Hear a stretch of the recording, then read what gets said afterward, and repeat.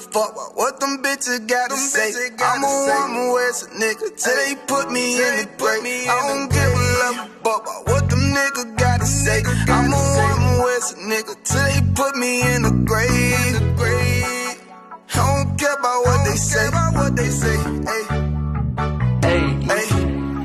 Fuck with my Akima, fuck with my sisters, then I got a problem, I'm never gon' miss you. I got 100 hanging out the AR, I got a 50 hanging out the pistol. He say it's corner, I'm just being realistic. I be on them corner posted with the realest. If it's the Sabbath, then we going fishing. I'm reeling them in, that's a God-given mission. I'm really on 10, but I'm stamped in the pistol. I get the order, be glad to dismiss you. Hebrew Academy graduate, nigga. Training, go through the baddest conditions. I don't fuck with none but the baddest of bitches. She righteous, submissive, she glad to be with me. Had that thing Putin like Batman, niggas. She know I'm a prophet, she glad to be listening. Disrespect, I ain't having that shit. Tell her go make some business from scratch. She bitchin' a different breed of black men. We don't do the back bend. I remember back when I was really trapping, trying to get the racks in, selling dope to black men. But now I'm trying to make it straight. Like don't forget about my face. We standing up straight, can't fold us. Too heavy, the world won't hold us. Go get you some rank, I told you. Line up in these ranks, we soldier. You can take that to the bank, we focus on. How many times must we remind you? One body, one way, some break off and never take off as a flex. When the law with you ain't no up next. It's just us, nigga, that's that on that.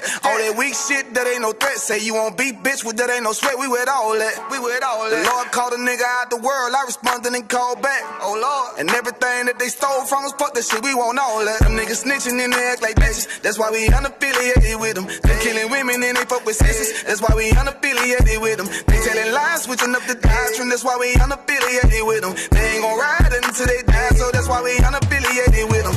Come on the command and general, your hunter, we unaffiliated with them. Like they tongue and they say they keep that shit 100, we unaffiliated with them. They telling lies, switching up the doctrine, that's why we unaffiliated with them. They ain't gon' ride until they die, so that's why we unaffiliated with them. That's why we unaffiliated with them. I cannot fuck around with fake niggas. We taking ground when we in your city. You better hide the women, hide the liquor. Keep that bitch on me, please don't butt the system. Don't be a fool and be another victim. Say you a goon, you just another Christian. How you my brother, you ain't in here with me. We in the gutter, deep down in the trenches. We with them niggas locked up in the prison. Fucking Hispanic, Native American, Indian. We ain't just talking shit, but we living in it. We be everywhere, you can't miss it. And we be precious hell, take a picture. And we professional with the scripts. Play, we gon' scratch from, yeah, we some killers. Dealing nigga tripping, they mind blown. Swear business, forgive me if I'm wrong. I don't get it pause when niggas say that they be looking for niggas to slide on. The only slide that I know about is when I assemble the Glock with the slide on. Real, I get the order, you know that it's slaughter. See me and my niggas gon' die.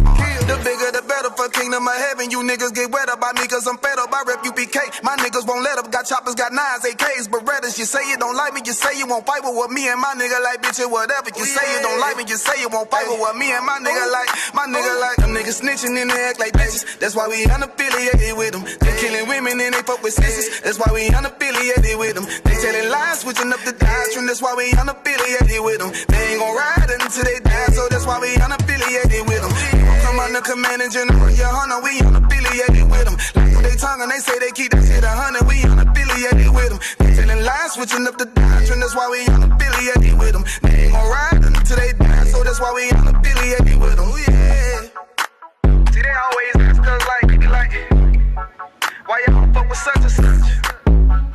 Why y'all won't come together with such and such? I be like, we unaffiliated with them. You understand me? Like, niggas be out here on some weirdo shit. And to be honest, that's why we unaffiliated with them. Hey. That's why we unaffiliated with them. Yeah. Oh.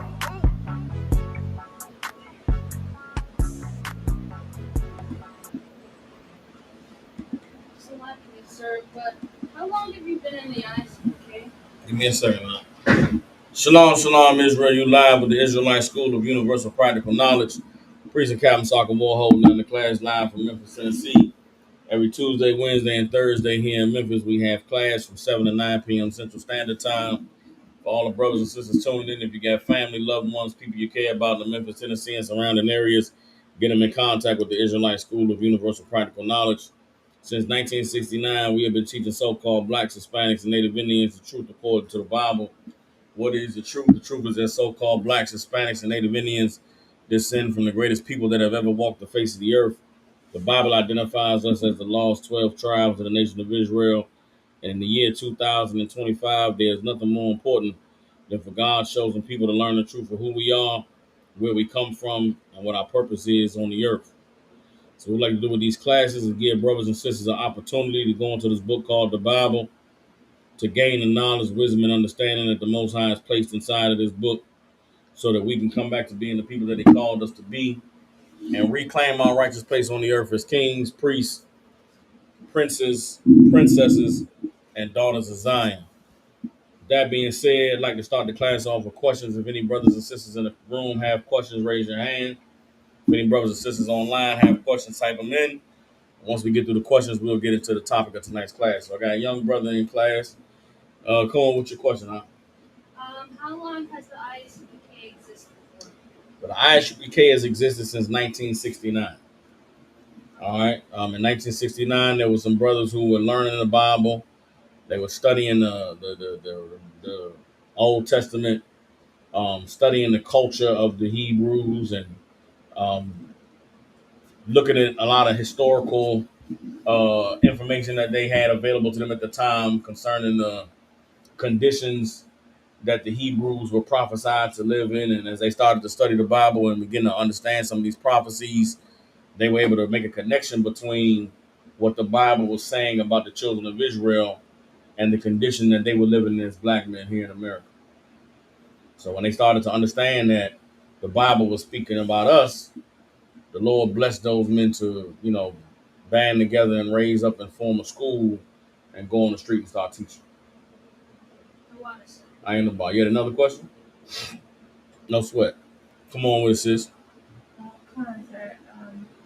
So, in a situation where we have a loved one who may be at the last stage of their life, Mm-hmm. If they're not in the truth, what do we tell them? How do we uplift them or give them hope in that time?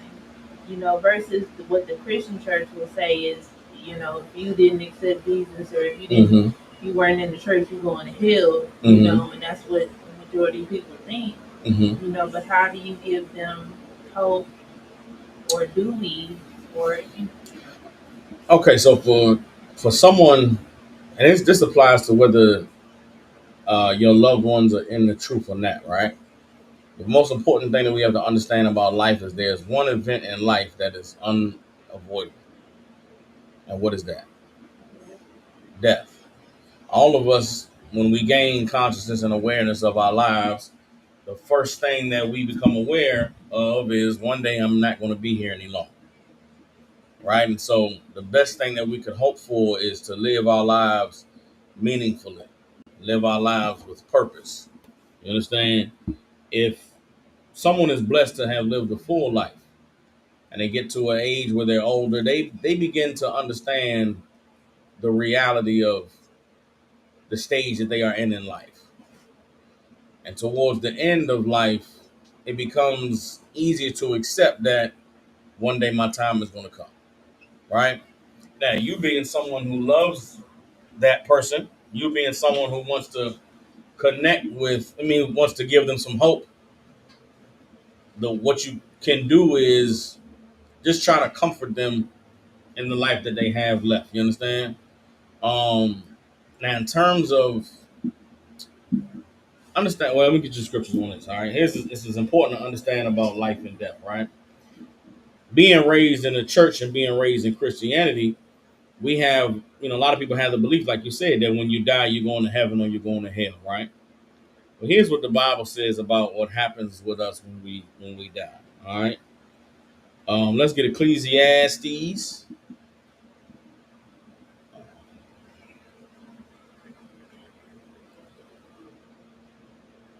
Hold on.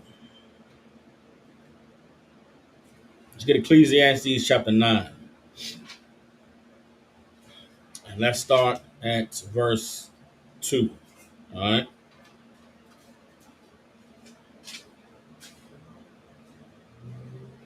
And this is something that should comfort both the person who is near to death and their loved ones. You understand? These words should bring comfort to someone who is in the last days of their life, and it should also bring comfort to their loved ones who are going to survive them, right?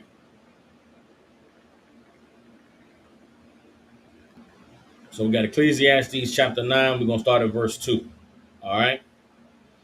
It says, all things come alike to all.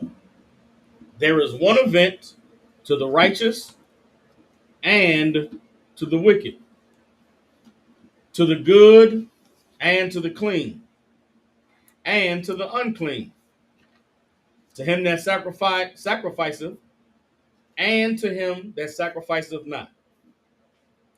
And he that, Salakia, as is the good, so is the sinner. As is he that sweareth, as he that feareth an oath.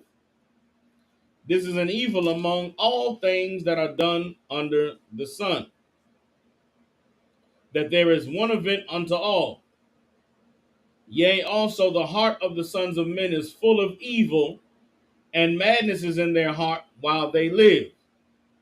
And after that, they go to the dead. You understand? So everybody lives life. And in your life, it's full of trouble, full of difficulties, full of hard times.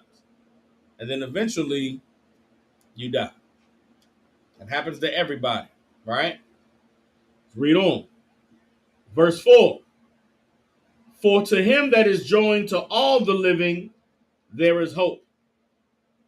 As long as you're alive, there's hope. As long as you're alive, maybe you can enjoy the rest of this day. As long as you're alive, maybe today will be better. Maybe tomorrow will be better than today was. Right? As long as you're alive, you can get it right. You can change yourself. You can be better. You can improve the quality of your life. Reading on. For a living dog is better than a dead lion. For the living know that they shall die, but the dead know not anything. Neither have they any more a reward, for the memory of them is forgotten. You understand?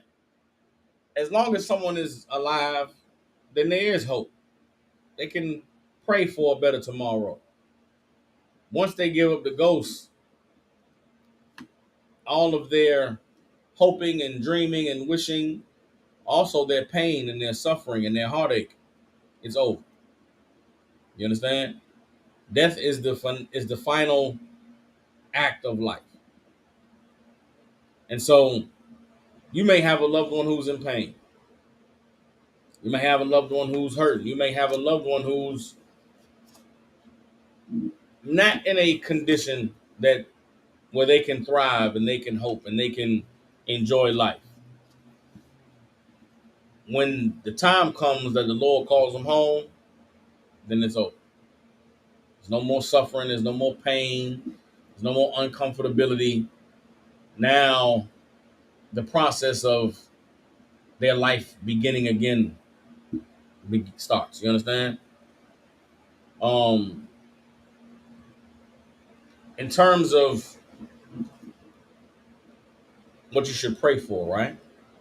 What you should ask the Lord for, knowing that death is final. Ask the Lord to bless them to get it right the next time. Pray that the Lord will have mercy on their soul. Pray that the Lord will see that they tried. They did the best that they could. That they didn't have the knowledge that you had. They weren't able to receive the truth. Pray that the Lord will allow them to get it right the next time. You understand? Be comforted in knowing that death is the end of this life. But it's necessary in order for there to be a new life to begin later on. You understand? Do you know what happens? Well, let me keep reading this, then we'll go into that next. All right.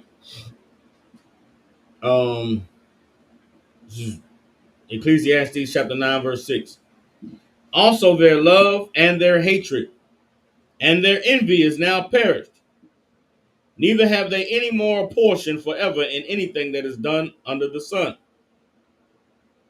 Go thy way, eat thy bread with joy, and drink thy wine with a merry heart, for God now accepteth thy works.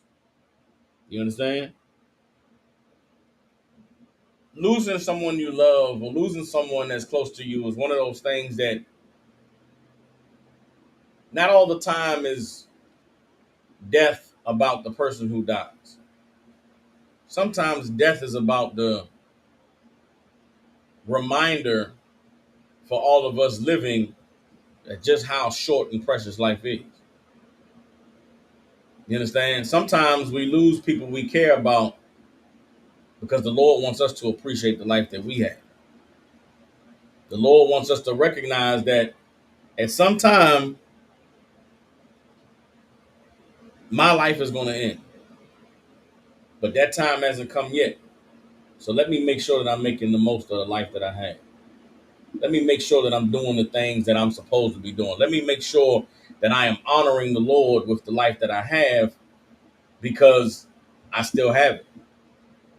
Their time is over. They can't fight anymore. They can't change their life. They can't wake up and serve the Lord, but I can. You understand? You have a lot of us grew up in conditions where we've seen horrible things happen to people who we deemed were innocent, right? Somebody, little kid, get shot in a drive-by. Somebody get shot or lose their life in a car accident. Something horrible happens, right? And we ask ourselves why. Why did they have to die? Well, I remember growing up, they used to say the good die young. And I know some cats who lost their life when I was young. They wasn't never in no gang. They wasn't on no street stuff. They was a regular square cat. Get shot in the middle of some party and lose his life. And it's like, damn, that's messed up. Why him?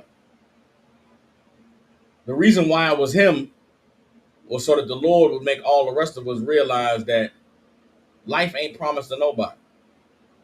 You could be living right and doing all the things that you know you're supposed to be doing and lose your life on an accident. Lose your life being in the wrong place at the wrong time. The person who lost their life weren't punished. They got their release.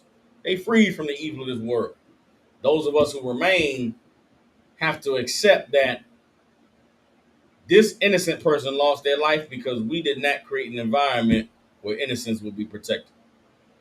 We did not create an environment where somebody could just walk down the street and not get shot. Because of them losing their life is a wake-up call, make us change our lives. You understand? I am where I am today in the truth because of the lives of men that the Lord took. That was a wake-up call for me.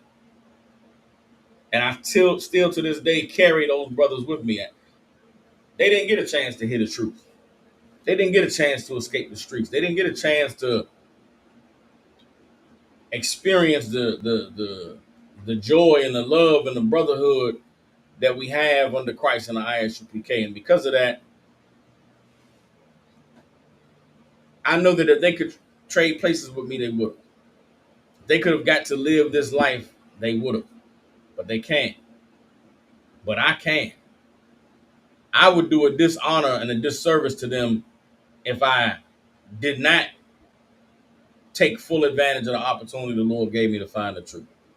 If I didn't allow the Lord to help me to become the man that I am, then I would disrespect those brothers' sacrifice. I would disrespect the loss of their lives because it means it was for nothing. It was in vain. You understand? And sometimes the Lord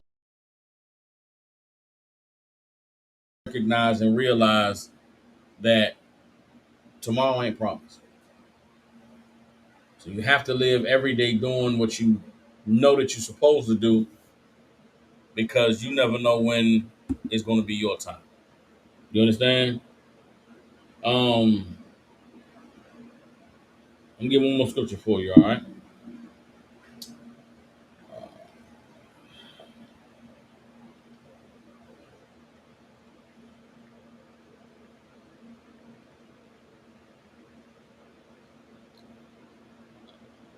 This is Ecclesiastes 7 and 1. All right. Let's get Ecclesiastes 7 and 1.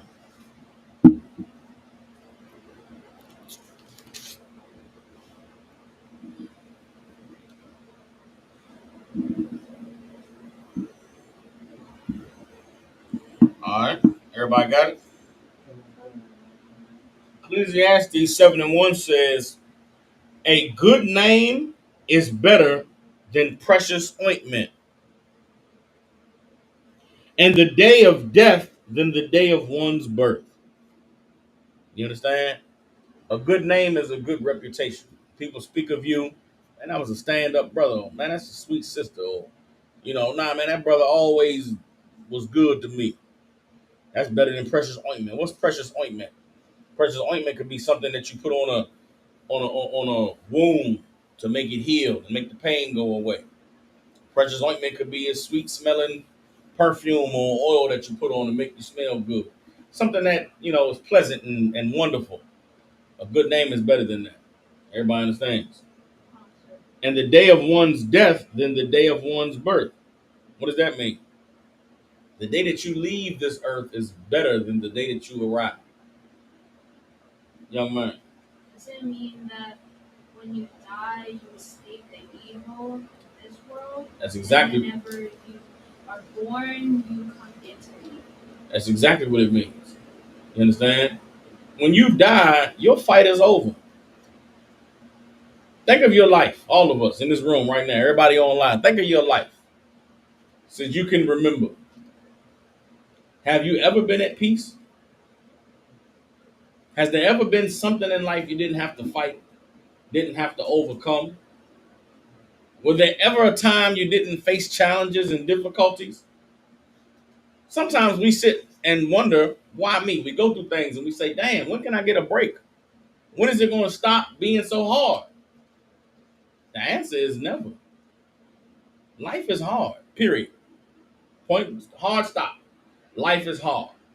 Now, if you can accept that life is hard, you can choose to fight to serve the Lord in the midst of your hard life, or you can choose to disobey him and do your own thing in the midst of your hard life. Either way, life is going to be hard. Everybody understand?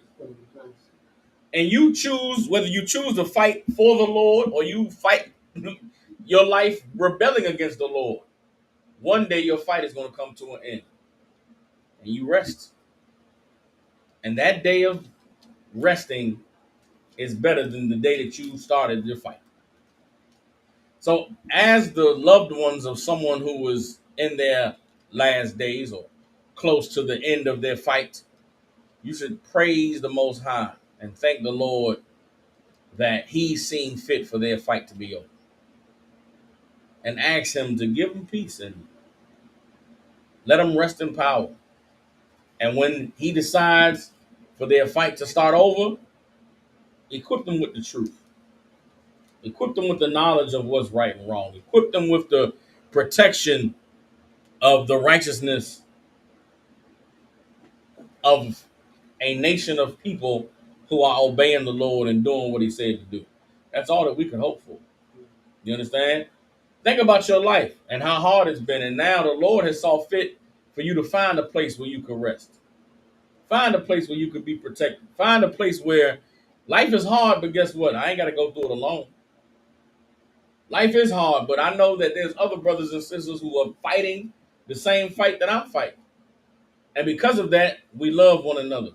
And we prefer one another. And we defend one another. And we help one another. That's all that we could hope for. You understand? If we all understand that life is hard, but we choose to fight together, then guess what? We can ease each other's burdens. You understand? We can carry each other through our difficult times. And that is a gift from the Lord. A gift that a lot of people don't have. A gift that some of our loved ones never had. You understand? I keep reading Ecclesiastes 7 and 2. It is better to go to the house of mourning than to the house of feasting. What is the house of mourning? House of mourning is the funeral home. The house of mourning is the repast after somebody passes away. The house of mourning is the where the loved ones of the person who is no longer with us reside. Scripture said it's better to go to the house of mourning than the house of feasting. What's the house of feasting? Where they celebrate, where they throwing a party, they turning up, having a good old wonderful time. Why is it better to go to the house of mourning than to go to the house of feasting, young man? To honor the ones who died is part of it, but why is that better than feasting and partying? You don't know how that person's life is going to be or who they're going to be if you're celebrating their birth. Okay, the house of feasting isn't just for somebody's birth. House of feasting could be celebrating a wedding or celebrating a, whatever we celebrate. The Bible is saying it is better to go to the house of mourning than to go to the house of feasting.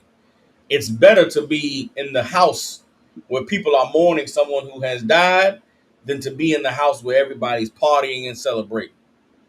Right? The reason why is in the next line. For that is the end of all men, and the living will lay it to his heart. It is better to go to the house of mourning because in that house of mourning, you recognize just how fragile life is. Someone passes away, you go to the funeral, or you go to the wake, or you're there with the family at the repast. Usually, what's happening at that house? People crying, right? People sad they missing that person. But what's also happening? People celebrating their life, reminiscing, talking about the times they had, laughing about the funny times and reminiscing over things that happened. As you think about someone's life after they are gone, what does it do for you in your life? It makes you consider that one day that's going to be me. What are the people going to stand around and talk about when I'm gone? How are they going to remember me? Are they going to say, man, he was an amazing cat? Remember that time he did this thing and they laugh and joke? Or are they going to remember, the evil stuff I did? Talk about how grimy I was and how much of a, dirtbag I was. Being in the house of mourning makes you reflect. It makes you think on life. It puts you in a place where you realize just how fragile and serious life is. You understand? And knowing that somebody's time is up makes you want to make the best of your time. Everybody understand? You know where that's not happening? Where people are not considering their life and thinking about the seriousness of life and are they doing what they're supposed to do and being the person God called them to be? You know where people are not thinking about that at? At the club. Nobody's in the club thinking, am I doing the right thing? Am I living my life the way I'm supposed to? Nobody's at the wedding party thinking about, am I honoring the Lord? At the graduation, we ain't thinking, what are they gonna say about me when I die? It's good to have fun and be at the house of feasting, but you reflect more and grow stronger and better in the times of mourning. Everybody understand? Keep reading, verse 3. Sorrow is better than laughter, for by the sadness of the countenance, the heart is made better. Say that when we read that one more time. Sorrow is better than laughter, for by the sadness of the countenance, the heart is made better. What is that talking about? Is Like when you go through tough times, it makes you a harder person. When you go through tough times, it makes you a better person. You understand? Now, don't understand the context. This isn't saying you should be sad rather than being happy. It's not talking about being sad or happy. This is not emotions. Everybody understands. This is something you go through in life. Sorrow is not I'm sad. Sorrow is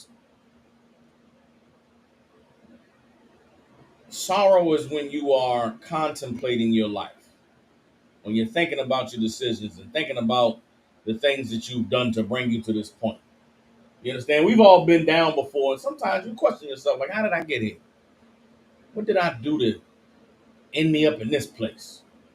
Well, in that moment, in that sorrow, that's where you discover, I need to do something better. I need to change. I can't keep doing this. I can't keep ending up here. That's sorrow. That's being down bad. Everybody understands. Laughter is a state of, you carefree. You ain't worried about nothing. Everything's straight. I'm good. You know what I'm saying? I'm everything is all right.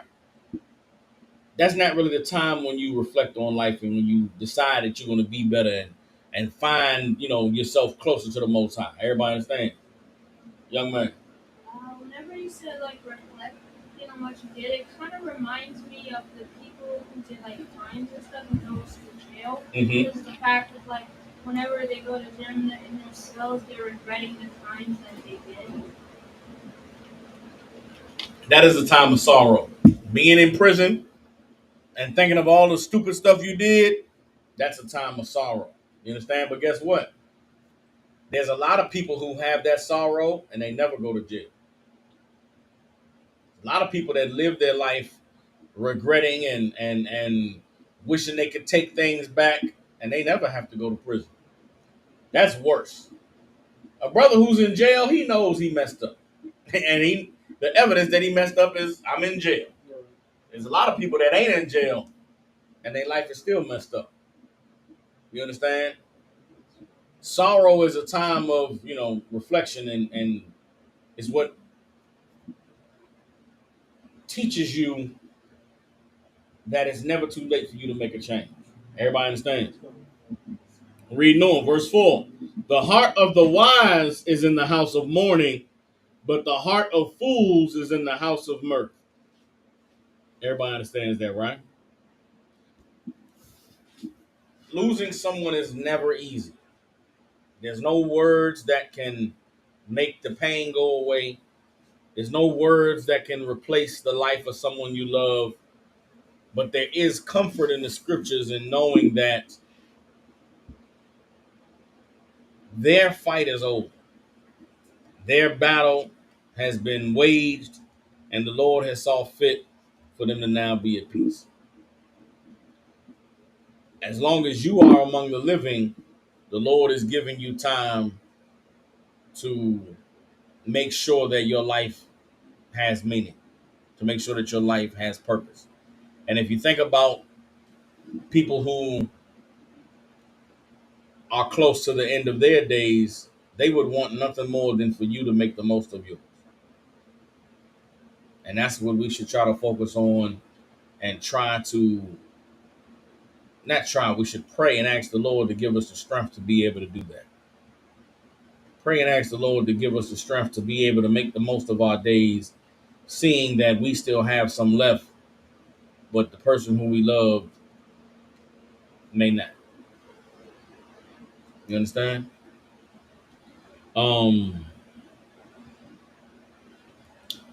Get one more. Let's get we can drop that. Let me get hold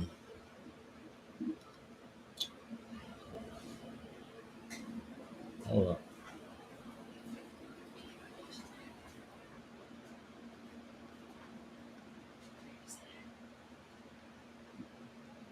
Bathroom. Go out this door to the right, bottom of the hallway on the right hand side. You'll see a door right there. Bathroom. All right. Let's see.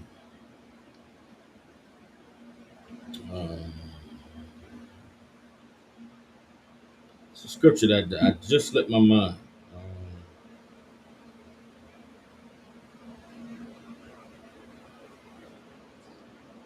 It's a lot. It's slipped my mind. I can't think of it right now. It'll come back to me. Did you have any other questions?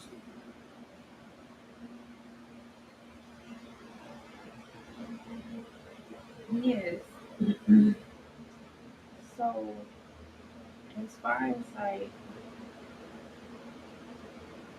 how how do we comfort someone who doesn't know the scripture, or What do we tell them, and what do we say to them? Say what you need to say, or say what you need them to hear while they're still here. There's there are no words that you can speak that's going to make someone who's losing their life uh feel better. Okay.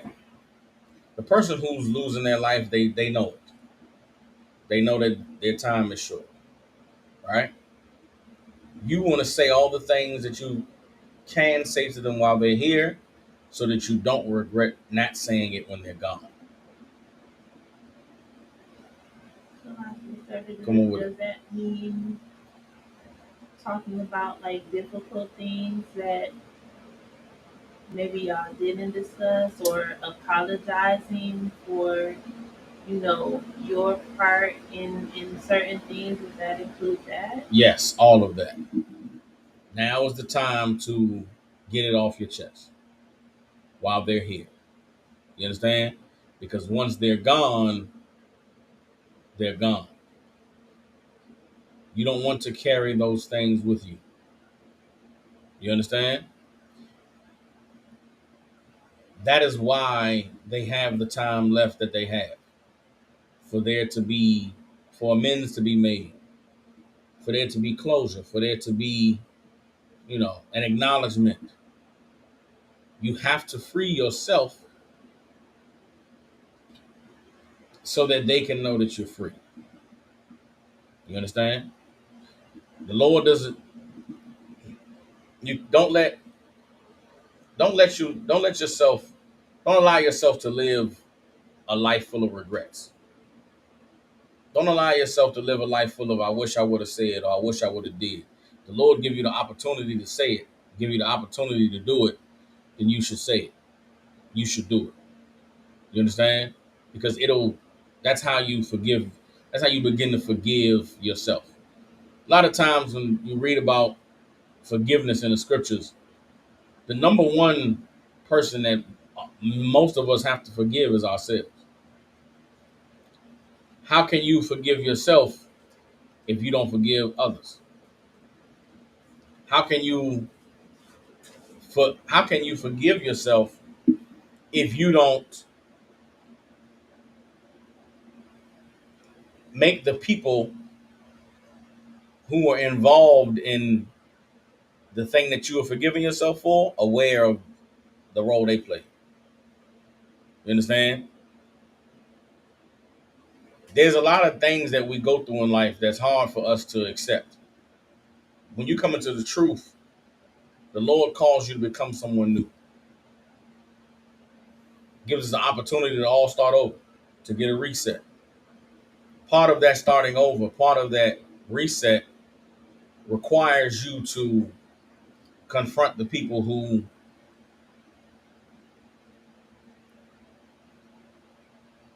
may or may not have made the need for that reset possible. You understand? For instance, someone who's a victim, right? Even if even if the person who violated them is punished, it may not bring them any peace or any justice unless they get an opportunity to confront that person and to tell them, I know what you did, you know what you did, but look at me. The Lord didn't allow that to break me. The Lord didn't allow that to control me. The Lord didn't allow me to be a victim. I'm not a victim. Now, you know what I'm saying? Like, so a lot of the times you need that opportunity to speak about the things that are hard to speak about so that you can free yourself from it. If you don't ever take the opportunity to speak about it, then you'll never be able to break free from it. You understand? So if there are difficult conversations that need to be had, have them now. If there are words that you know you need to say, then you need to say it. regardless of how it will make someone feel, it's a part of your journey to become the woman the Lord called you to be. And that's what's important. You understand? And of course, anything more specific than that, just get some counsel. You understand? Any other questions? All right. I'm gonna go for a little bit longer with this class. I know General Muhammad taught tonight. I know a lot of brothers and sisters was tuned into that class.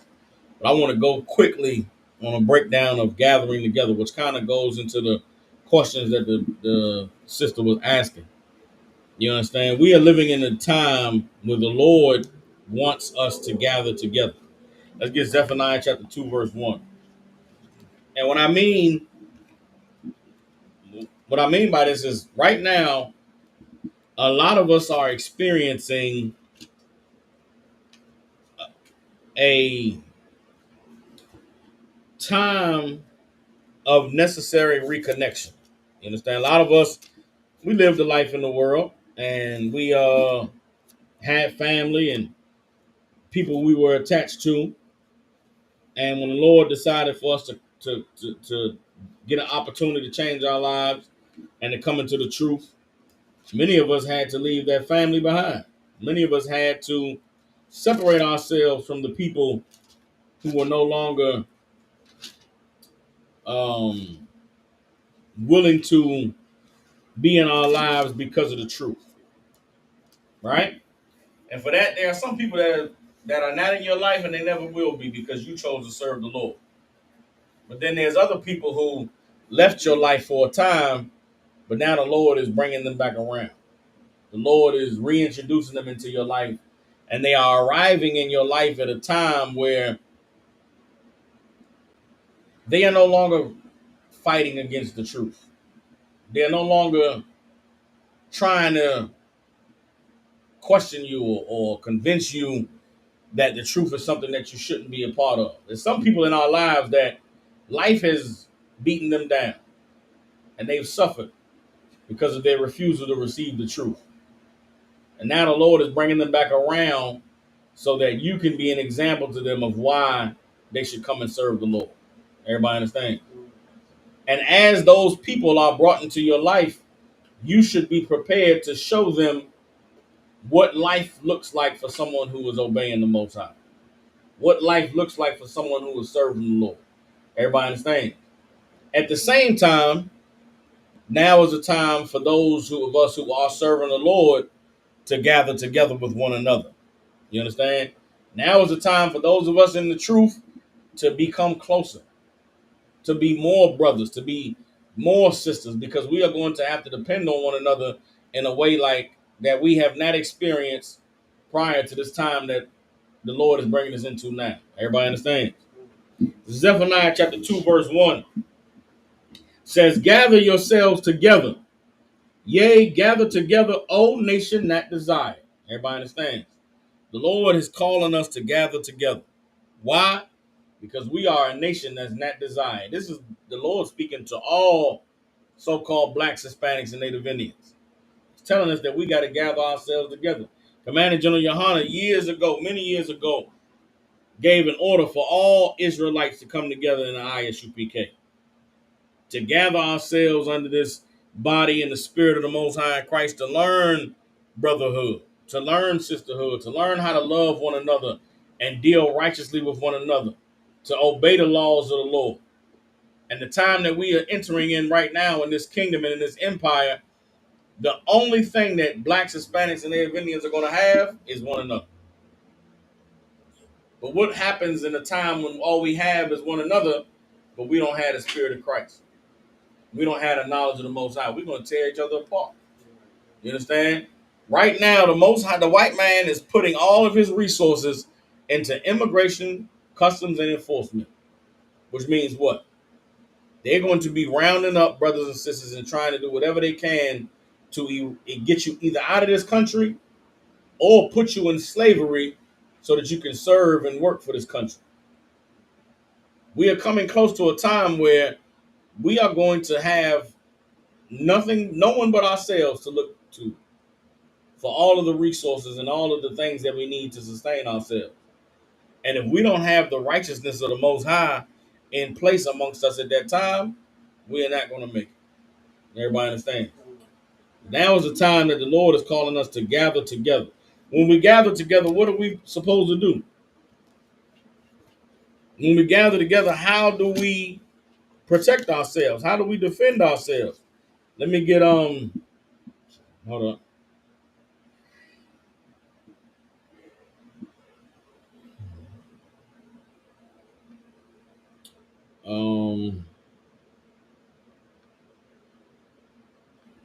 Bear with me.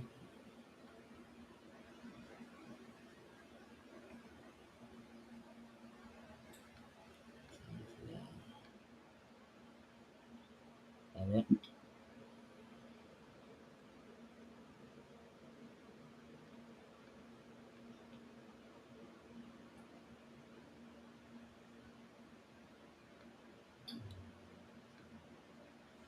Okay, hold on. I just read Zephaniah 2 and 12, right? So What was that? 2 and 1. Salaki. Ah, you're right. 2 and 1, Salaki. Zechariah 2 and Zephaniah 2 and 1. Zechariah, you said? No. I was reading Zechariah. I was reading Zephaniah 2 and 12, but it was Zephaniah 2 and 1, Salaki. Let me get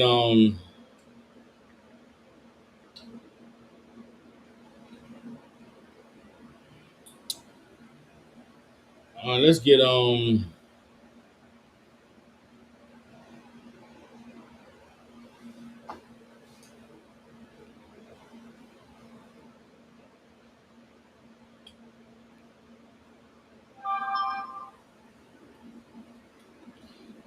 Zechariah. No, hold on.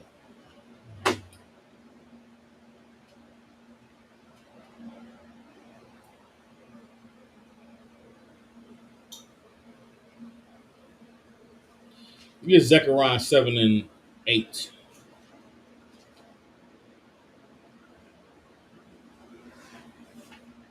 This is what the Lord requires when we come together. And I'm going to show you examples of this being done in the New Testament when they came together after Christ's death. All right.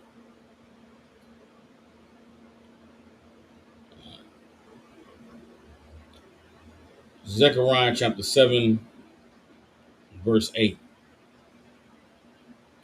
And it says, "And the word of the Lord came unto Zechariah, saying, Thus speaketh the Lord of hosts, saying, Execute true judgment, and show mercy and compassions, every man to his brother."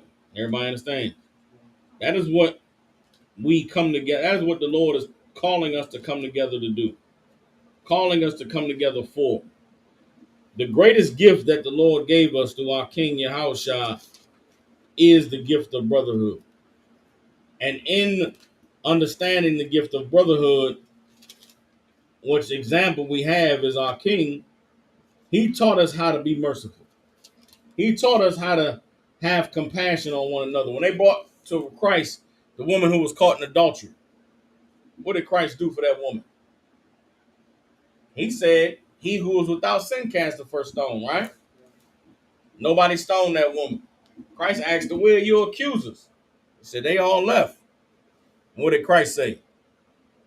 "I don't condemn you neither. Go and sin no more." Christ showed mercy. Christ had compassion. You understand? That's what we have to do as brothers and sisters. That's what we have to do as the men and the women that the Lord has called to stand for him in this time. We have to learn to be merciful towards one another, to have compassion on each other. We here in Memphis, Tennessee, we having a clothing drive on Saturday. You know why we have clothing drives? Because the Lord is merciful. Because the Lord has compassion. You understand? Me and Barack was driving around the other day handing out flyers. In this neighborhood that's close by to where the school is, it's a lot of poverty. Right? It's functional poverty, meaning these people down bad and you know it. And you see it. But that's life for them. They don't sit around and they can't sit around and cry and complain and feel bad for themselves. Because this is just life. This is all they know. And so they drink and they get high and they hang out. And you see the kids is outside right along with them. And it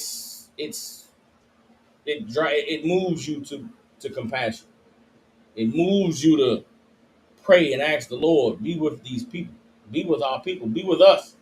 Because how can we do what it is we're reading about in this Bible, and this is the condition that we're living in? You understand?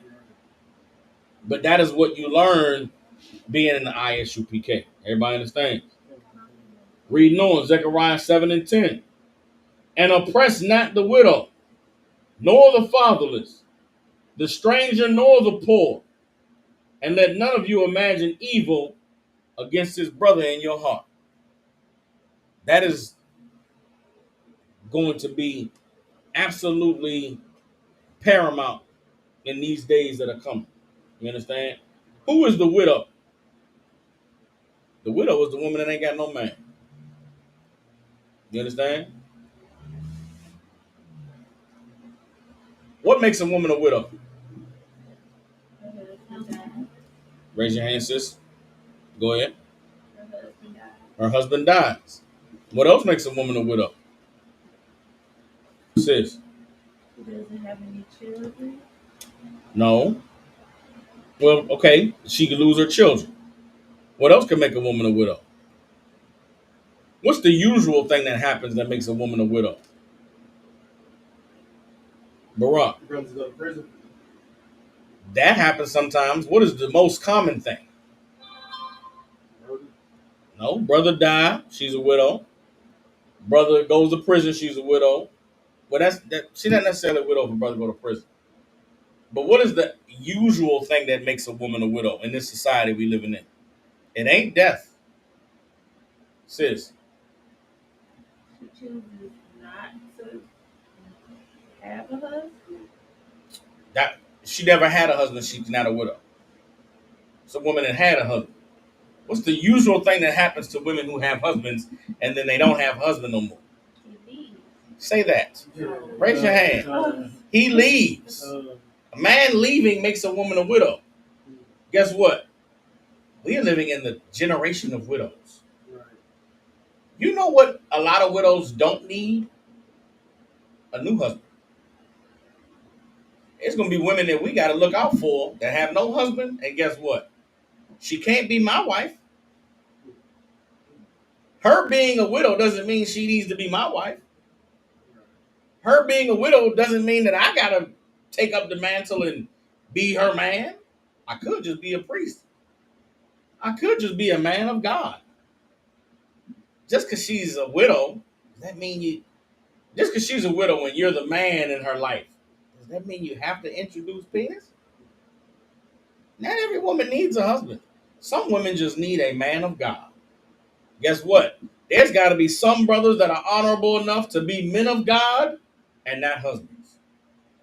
That's how you don't oppress the widow.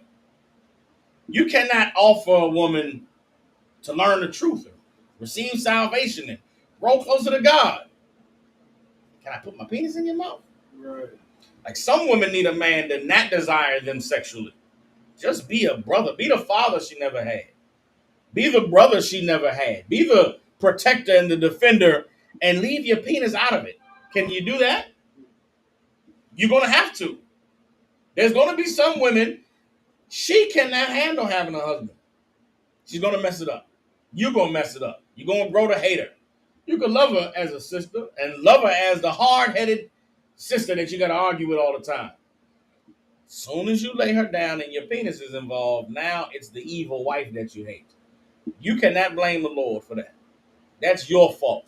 Because this was a woman that did not need a husband. This was a woman who needed a man of God.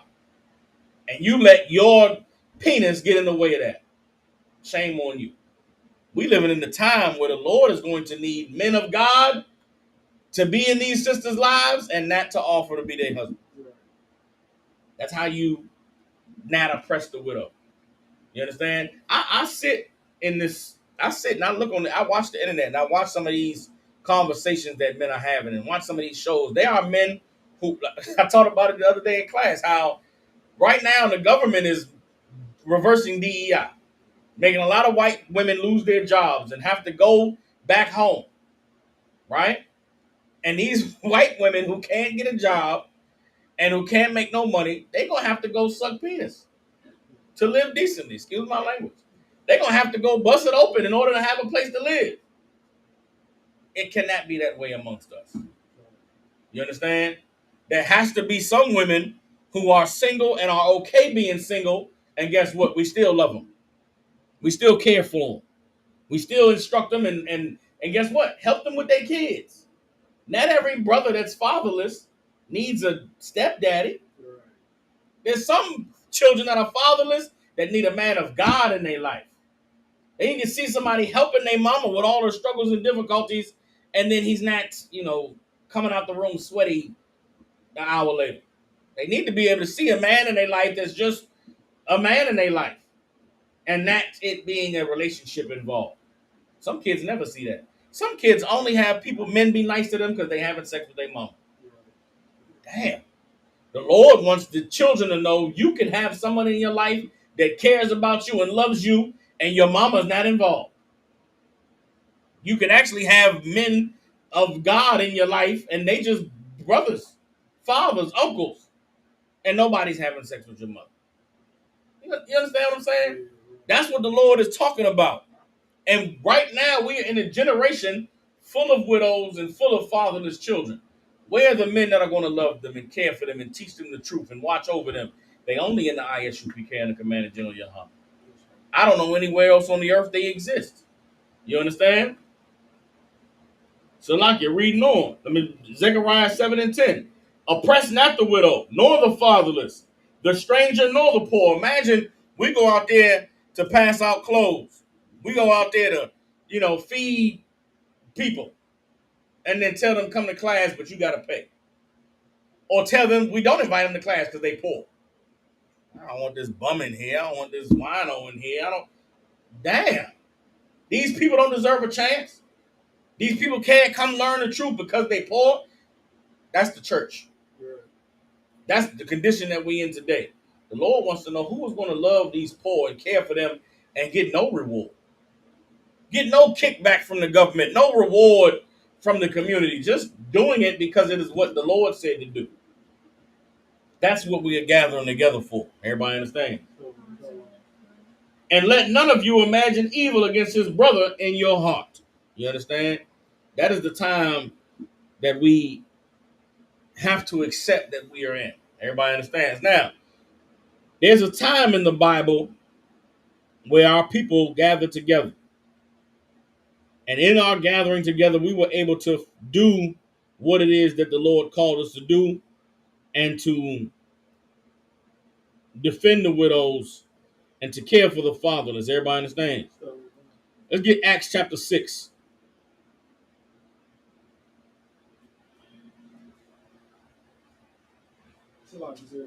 Go ahead. So before you close it, I got a couple questions. I got you. No sweat.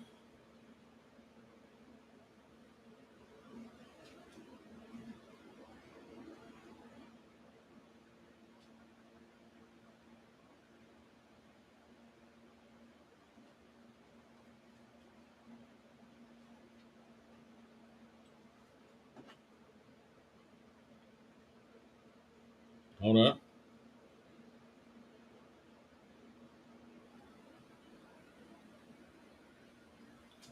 All right, get Acts chapter 6, verse 1, all right? Acts chapter 6, starting at verse 1.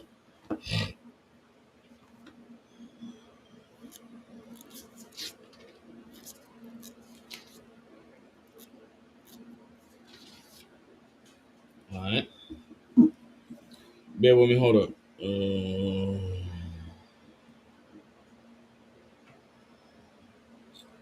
Hold on.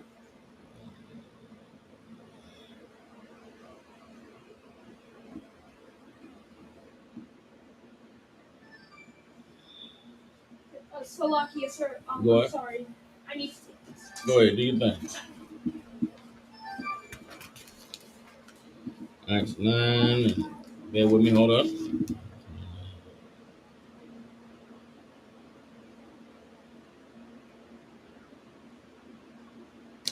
So I'm gonna read it.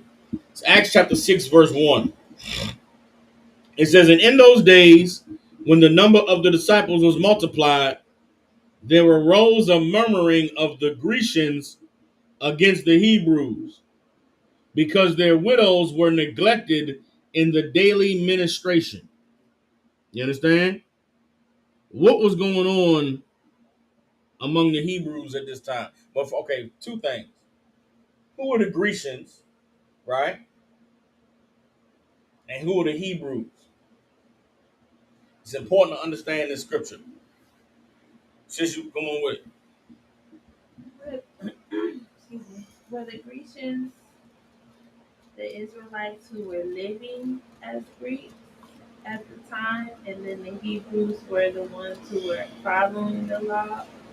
Most High Christ. Get a sister a hand. Get a sister a hand. That is exactly who the Grecians were. Let me just get it in the Zondervan Bible Dictionary.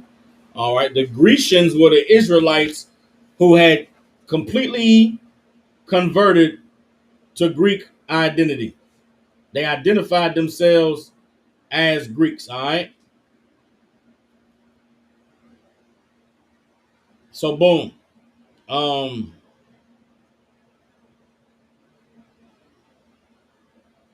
So here we go. This is Greece in the Zondervan Bible Dictionary. It says Grecia is Greece, the home of the Hellenes, right? Greeks and Grecians, however, are to be distinguished. Greeks are generally those of Hellenic race. The Greeks generally are white people. The Hellenic race is the white people. Hellenes are the Greece, the people of Greece. Everybody understand? Those are Caucasians, mountain dwellers. Going down, it says, but the word may be used to indicate non-Jews, foreigners, and aliens. All right.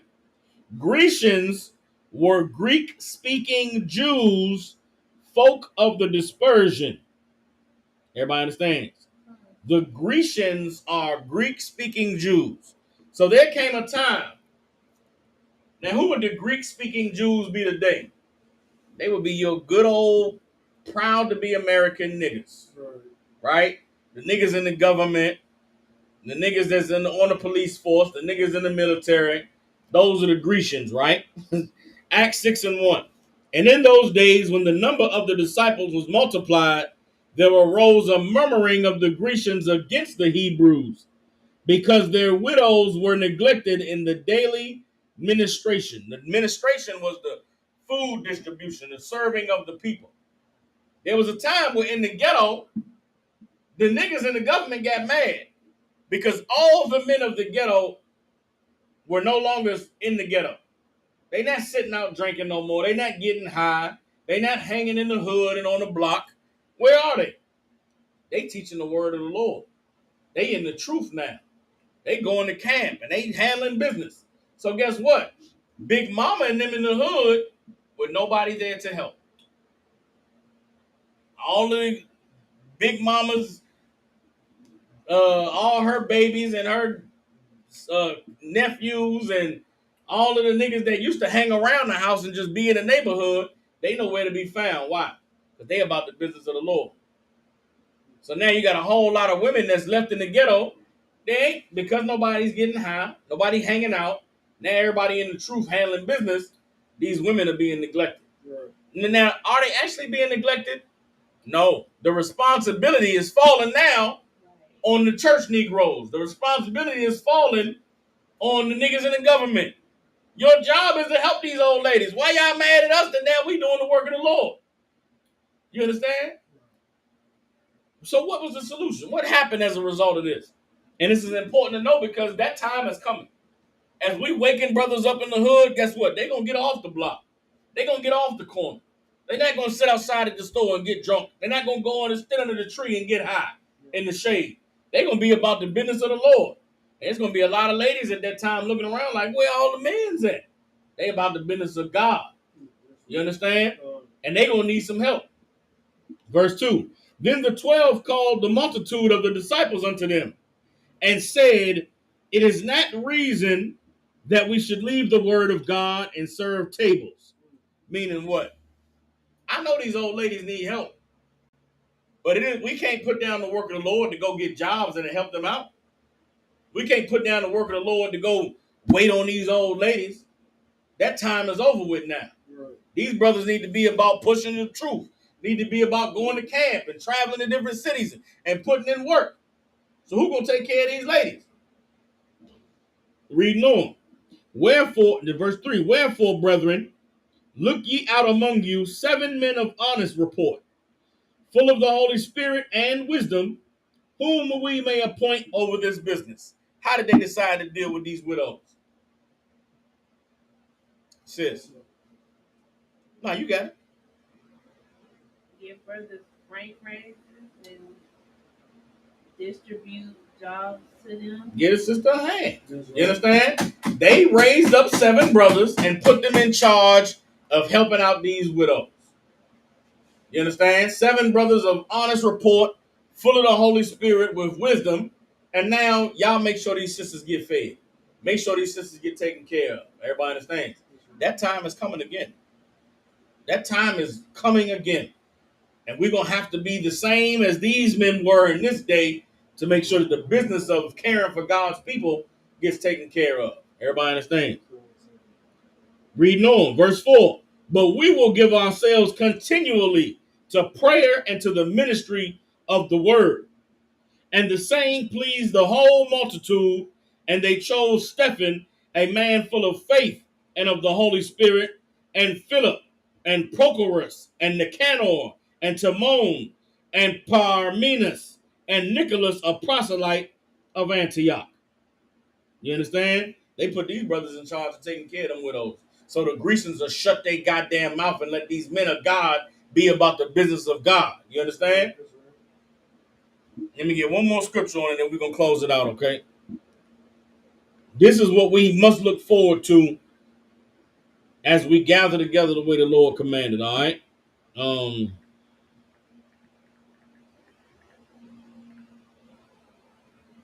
Let's get Acts chapter 4.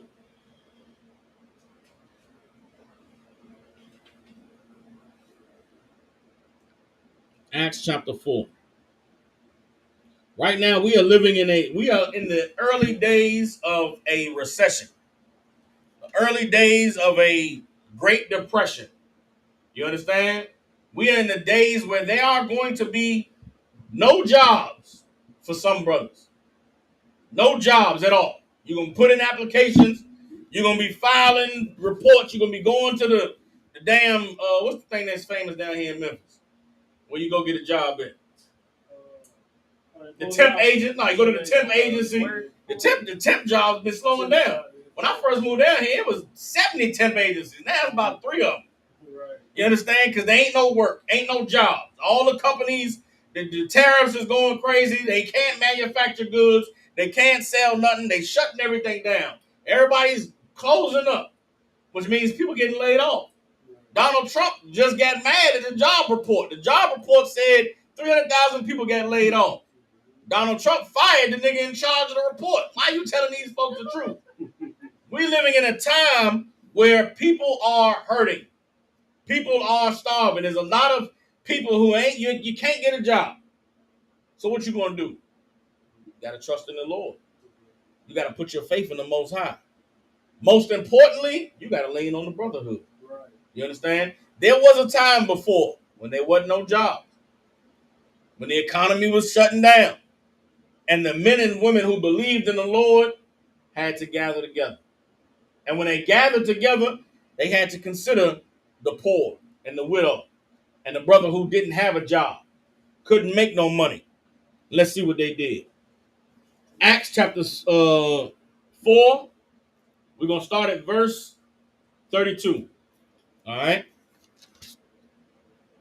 Acts chapter 4, verse 32. And it says, and the multitude of them that believed were of one heart and of one soul. Meaning what? They were on the same page. They gathered together. Everybody understand? And when they gathered together, what does it look like when we are of one mind and one soul? How do you know that the people are all of one mind and one soul, young man? Whenever everyone has the same idea, same plans, How do you know that everybody has the same idea and same plan? whenever they all agree on it, How do you know that everybody agrees on it? What is one way to know that everybody agrees to do the same thing at the same time? What has to come down in order for everybody to know what they're supposed to do and to show that they all on the same page because everybody does the same thing at the same time? What does everybody have to be given so that they know what they have to do? Same young brother. No problem. Barack. Orders. Orders have to come down. You understand? You know that everybody is on the same page when an order is given and everybody follows the order. You understand? We cannot know that we all are on the same page unless we all get the same order and we say, "Come out of one country," and we follow it. At this time, everybody was on the same page. Everybody was of one mind and one soul. How do we know? Let's read on. Acts chapter 4, continuing in verse 32. Neither said any of them that aught of the things which he possessed was his own, but they had all things in common. Nobody said, "This bank account is my bank account." Nobody said, "I'm sitting on $1 million. Oh, you ain't got no money? That's too bad." No. What they all said was, "Whatever I have, we have." How do we know that that's what they all said and that's what they all did? Orders. What orders were they given? Let's keep reading. Acts 4 and 33. And with great power gave the apostles witness of the resurrection of the Lord Jesus, and great grace was upon them all. Neither was there any among them that lacked, for as many as were possessors of lands or houses sold them and brought the prices of the things that were sold, and laid them down at the apostles' feet, and distribution was made unto every man according as he had need. Everybody understand? Why did everybody sell what they had and bought the money? Why was people selling their houses and selling their land? because anything they had, they all had. Raise your hand. Come on with it. It's like, but anything they had, they all had. Who decided that? The Lord, How? orders, Say that. orders. That's the answer. They sold their houses and sold whatever they had and bought the money because that was the order. The order was given. If you have property, sell it. You have a house, a car, sell it and bring us the money. And let us make sure everybody has what they need. Everybody followed the order. Now here we are, 2025. What's in your bank account? What assets do you have? What properties do you own? If the order comes down to sell everything you got and bring the money to Commanding General Yohana, you following that order? Are you doing what you're told to do now? There's some people in there, some of us, that just heard what I said, and you're saying to yourself, "I have nothing. I ain't got nothing to sell." There's also someone listening who has $5 million in property and assets they sitting on. And guess what? While you have nothing, that $5 million could make sure everybody's fed for the next 10 years. But there's got to be a brother or a sister with faith that's going to sell everything and bring that money so that we can take care of each other. If you are someone right now whose money is a problem, you don't know how you're going to eat next week, and you don't know where the money coming from to pay the rent and pay the bills, then you should come into the ISUPK and Commanding General Yohana, because in here, you'll get whatever you need. You'll be taken care of and you'll be looked after. And guess what? You don't have a job? Oh, we got work for you. We got work. Don't think. Now, you ain't going to come in here and just freeload. You ain't going to come in here and just get everything paid for and do nothing. Right. Oh, nah, we got a job for you. It's a ton of things that need to be done. And you'll, guess what? You have a roof over your head. Now, guess what? That roof over your head might not be that 4-bedroom, 2.5 bathroom that you've been dreaming about all your life. That there might be a room you got. You got a room. You got to work it out. You got you a room and a closet. You got too many clothes. You got to get rid of half of them. Give them to the clothing drive. You got to live. You got to rotate these 14 dresses, sis. You got this 2 weeks. I forget you had it on. I forget in 2 days what you had on 3 days ago. Right. Then I'll see it again and I'll say, that's a pretty dress you got, sis. Right. Then I'll see it in 2 weeks and say, that's a pretty dress you got. And we just gonna keep complimenting that dress. Every time you put it on, I'm goddamn, pretty dress. You understand? That's how that's what it is. And there's some sister out there with 1,000 dresses. Her 1,000 dresses could be 15 sisters' 2 weeks of dresses. And we just keep complimenting them dresses every time we see them. And there's nothing wrong with that. That is an honorable life to live. If that's what it takes for everybody to be fed, for everybody to have what they have, I could do 14 outfits. It's gonna be the flyest 14 fit you ever seen in your life. Right. You're gonna see me every time, like, damn, Cap, you put that shit on, didn't it? Yeah, I did. Then 2 weeks later, you'll see me again. Damn, Cap, you put that shit on, didn't it? Yeah, I did. And I'll just keep rotating the same 14 outfits. Right. So, like, I might need 14 pairs of shoes too. But that's besides the point. I can do it too. If I can do it, you can do it. We all can do it. Everybody understand. That's right. But the Lord gave an order at this time that everybody sell whatever you got and bring the money. And everybody did it, all right? Acts chapter 4, verse 36. Well, let me read verse 35 again. And laid them down at the apostles' feet, and distribution was made unto every man according as he had need. That's the times that the Lord is bringing us back into. Where we're going to have need, and the men of God are going to make distribution. Everybody understand? We cannot have this if we don't gather together.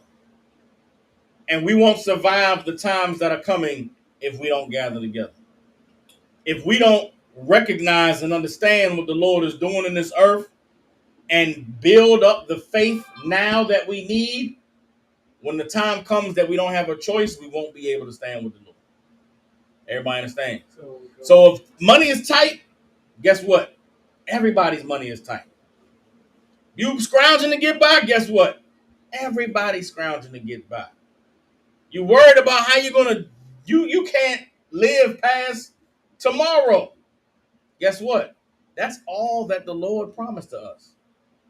You open the Bible up, there's no promise of living deliciously and wonderfully and having money to go to the liquor store every weekend and or go to the club with the Akim and pop bottles and do it big and have fun and a good time.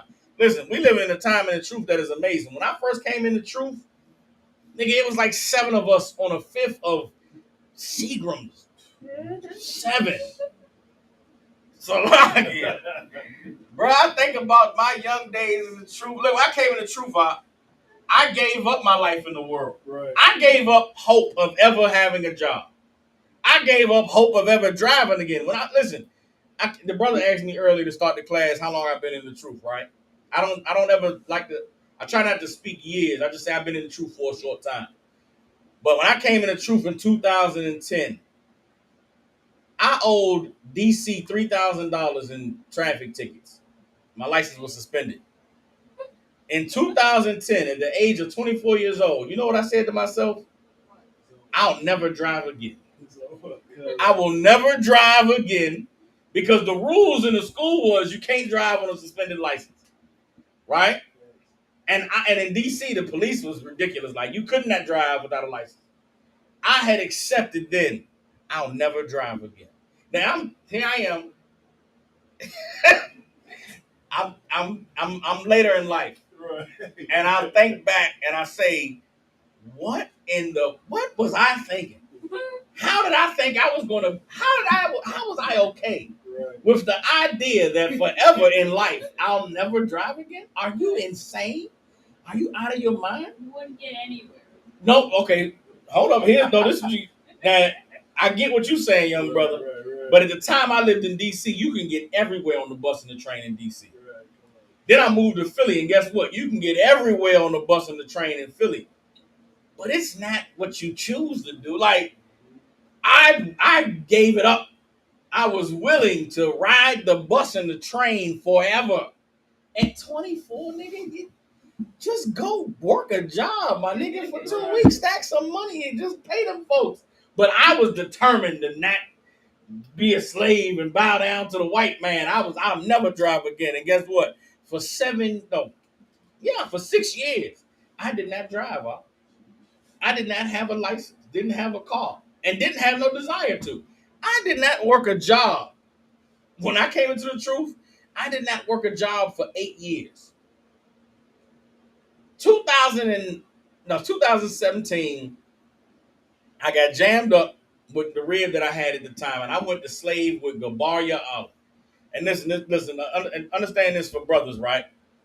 The scripture says there's a time and a season for every purpose, right? And I've seen a lot of brothers get discouraged in the truth when the time came for them to have to slave and they weren't able to go to camp like they was used to, and they wasn't able to be around the brothers, and Satan will beat you up and tell you you ain't in the work, you ain't in the truth, you always on this job and this and that. Salute to my brother Gabaria Allah, because he was not one of them niggas. Gabaria Allah had child support. Gabaria Allah had 8-9 kids. Gabaria Allah had 2 slaves. And in the midst of my trouble, where my fairy tale life of never having to work a job ran out, Gabaria Allah called me up. He said, listen, I heard you got a little jam up. You know what I'm saying? Look, man, my license suspended because of the child support. I need somebody to drive my truck while I go cut this grass every day so I can get the money to pay the child support so I can get my license back. Right. He said, I know you need a car. I'll give you my car. You take me around to these jobs and make sure I can make my money. I said, no sweat. Right? And I'm at the I'm like 20. I'm like 30 at the time. 31.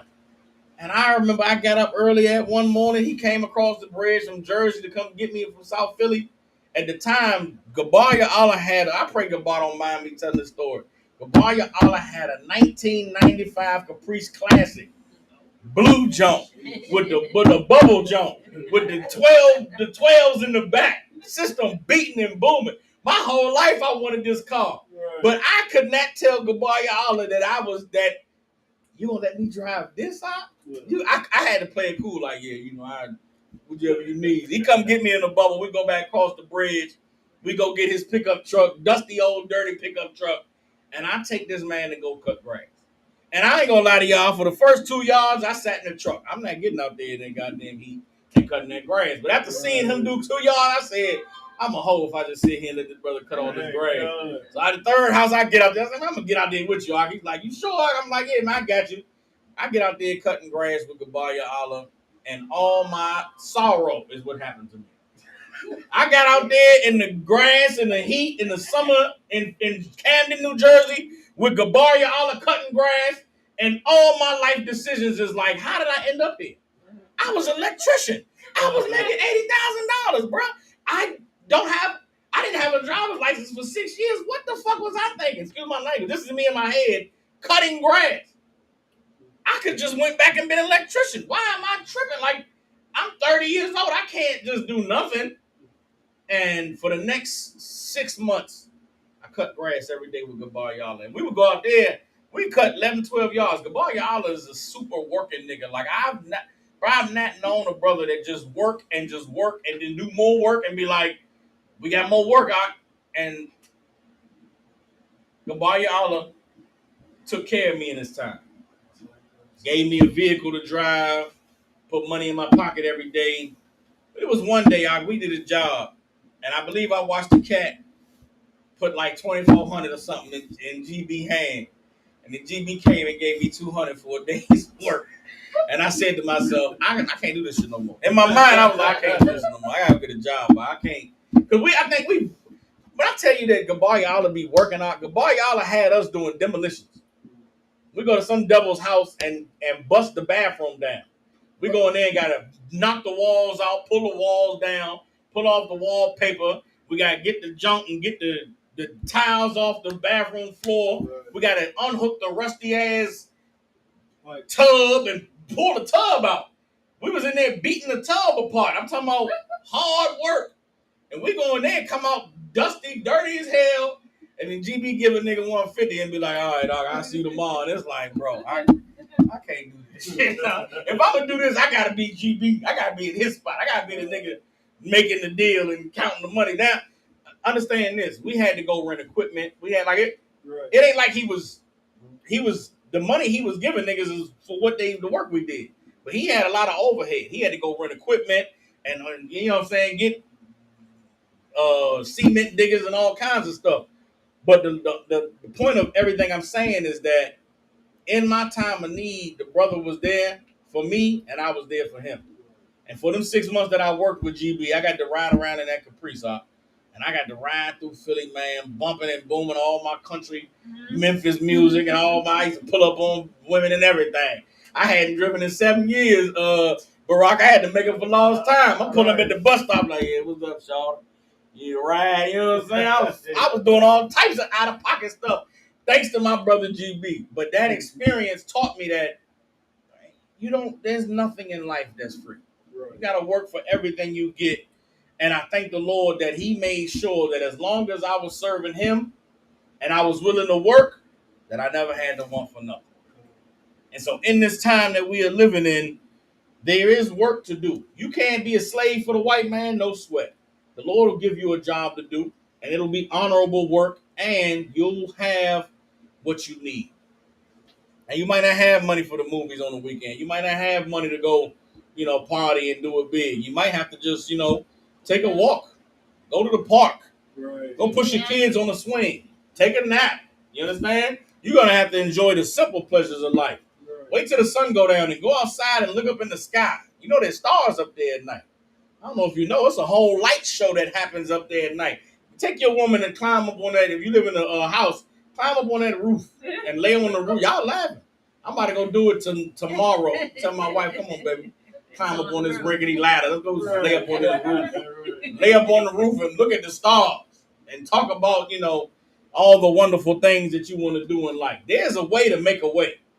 There's some things that you think you need money for. You don't need no money, huh? You could do it with nothing. But if you put your trust in the Lord, you'll have what you need. And at this time, those brothers and sisters did it, and they were able to survive. And we read about them today because of what they did was absolutely amazing. Well, guess what? The Lord is calling us to do something absolutely amazing in this time. And if we stand with him, and if we strengthen ourselves, and we gather together, then we will have what it is that the Lord promised us, which is salvation and righteousness and brotherhood. Everybody understand? All right, Barack, you had some questions off the topic. Just a couple. I'm trying to formulate and make them yes or no's if I could. You speaking about the deportation. Do you think that it'll ever be applicable to black people? Why you think they're going to end up moving us out at some point? I'm talking about the American Negro. Okay, here's what's going to happen. ICE is being enacted as a military force at home. Right. They are enlarging the police state. Matter of fact, yesterday there was an announcement. Pam Bondi, who's in charge of she's in charge of ICE. She just removed the age limit for ICE agents. There was a cap on the age. Where it's like if you over 28, you can't be an ICE agent. Right. You over 35, you can't work for ICE. She made an announcement, we're getting rid of the cap limit, the age limit. So that means 54-year-old devil white man in Alabama can go and join ICE. And guess what? ICE is paying bonuses.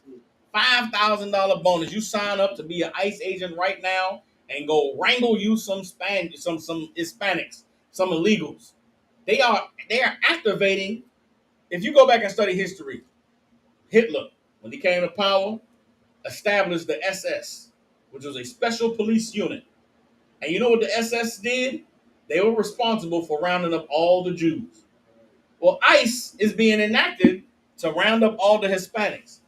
While Donald Trump and his tariffs is crushing the economy and destroying the workforce, what's going to happen with all these people that ain't got no jobs? And they got nowhere to go during the day. And they just stuck in their community, in their neighborhood, and they hanging out. Or they go into Home Depot to try to get a job. ICE going to come snatch you up off the street. And if we sit by as black people and watch it happen to Hispanics, what do you think is going to happen when ain't no more amigos to round up? Right. They coming to get you. Right. And by that time, the deed is done. There's nobody to cry for you or speak up for you or march for you. Right now is the time to stand up because those the Hispanics are the people that we should be rallying behind. Right. If we stand by and do nothing while our brothers and sisters suffer, we next. And to answer your question, that's the whole point. The whole point is abuse the shit out of these Hispanics. Niggas is next.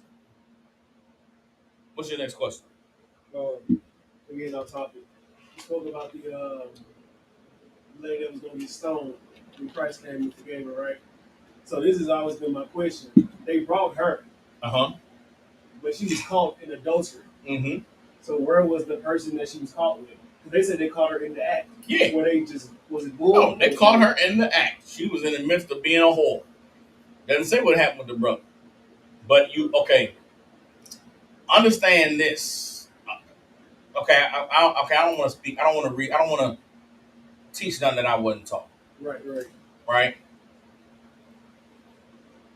But okay, not but. Oftentimes in history, just in history, right? Women have been the scapegoat for men's behavior. Right? Like men find a way to blame a woman for the evil they do.